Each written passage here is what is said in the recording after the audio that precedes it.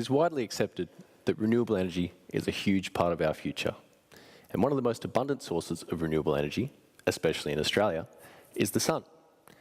The most efficient way to generate electricity using the sun is through concentrated solar power, or CSP.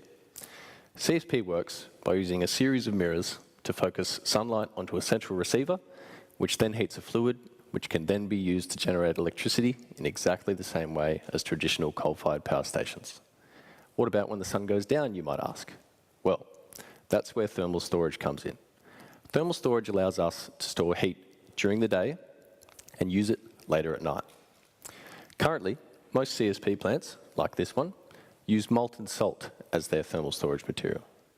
Molten salts are very cheap. However, the equipment required to use them is extremely expensive.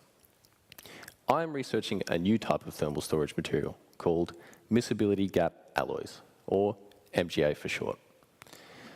I want you to imagine a chocolate chip muffin. MGAs are just like chocolate chip muffins. You replace the choc chips in the muffin with small metal pellets, and the rest of the muffin with another type of metal that won't mix or react with the choc chips, and you have an MGA. Now, just like when you heat up a chocolate chip muffin, the choc chips inside our MGA will melt, but the rest of the MGA will stay solid. So what does that mean? That means that we can store more energy, we can get heat in and out faster, and it is easier, cheaper, and safer to implement than molten salts. Now, when I first started researching MGAs, the largest block we had was about the size of a chocolate chip muffin.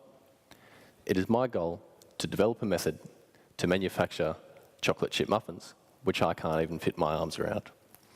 Now, using these giant chocolate chip muffins, CSP plants, just like this one, will be able to generate electricity for 24 hours a day, 7 days a week, in a much cheaper, cleaner, and easier way. And we can create a future where climate change never happens. Thank you.